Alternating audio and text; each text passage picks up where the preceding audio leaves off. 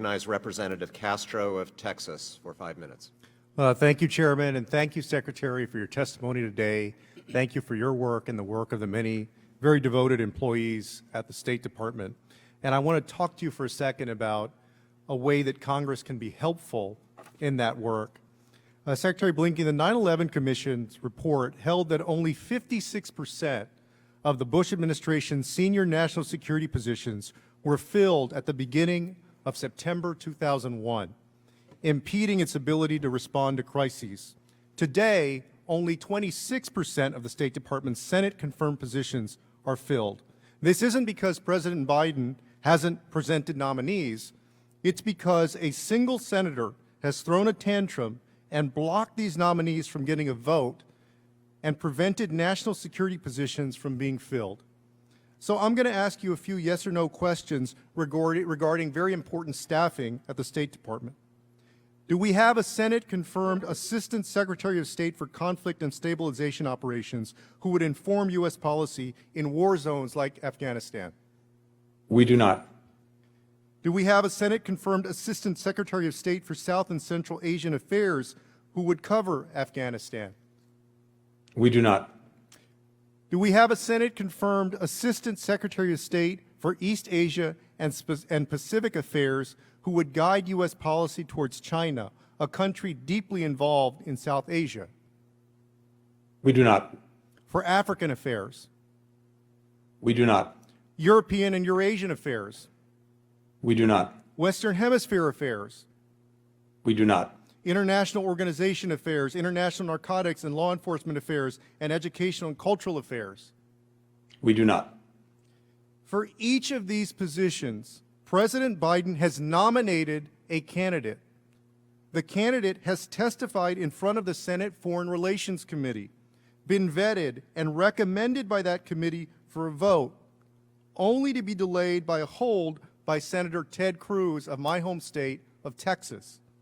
This has delayed many other positions as well and is denying you the team you need to advance our nation's interest abroad and protect our own national security. Despite this, the State Department rose to the occasion.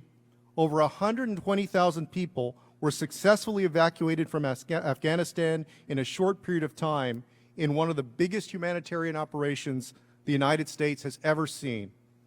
But the work continues, and having Senate-confirmed people in these positions will be critical as we marshal our allies for what comes next in Afghanistan.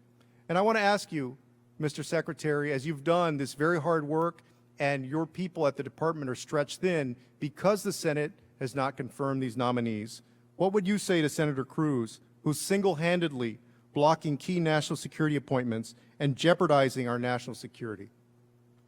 Look, I would just simply ask the Senator and ask the Senate to move forward in confirming our nominees, virtually all of whom went through the Senate Foreign Relations Committee and were sent to the floor, and that's where they now lie. And to your point, we need all these people.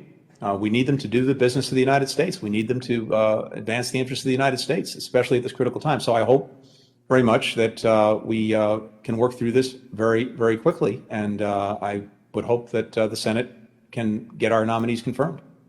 Thank you, Mr. Secretary. I'm going to ask another question on Pakistan, and you may have to take some of it for the record, but I want to get through the question real quick. Sure. I want to follow up on Rep. Keating's line of questioning about Pakistan. As you just noted, over the years, Pakistan has harbored Taliban leaders and provided other forms of support to the group. As my colleague noted, Pakistan's leader cheered the Taliban taking over Afghanistan. You began discussing what we will be looking at with Pakistan moving forward. And on that note, Pakistan is currently a major non-NATO ally of the United States, giving it a number of benefits, including privileged access to U.S. arms sales. And so, based on their past actions, our conversation today, all of it, I want to ask you, given its longtime support for the Taliban, is it time for the United States to reassess its relationship with Pakistan and reassess its status as a major non-NATO ally? Thank you for the reasons you cited, as well as others. This is one of the things that we're going to be looking at in the days And we've had the role that Pakistan has played over the last 20 years, but also the role that we would want to see it play in the coming years, and what it will take for it to do that. Thank you. I yield back, Chairman. Gentleman's time has expired. I now recognize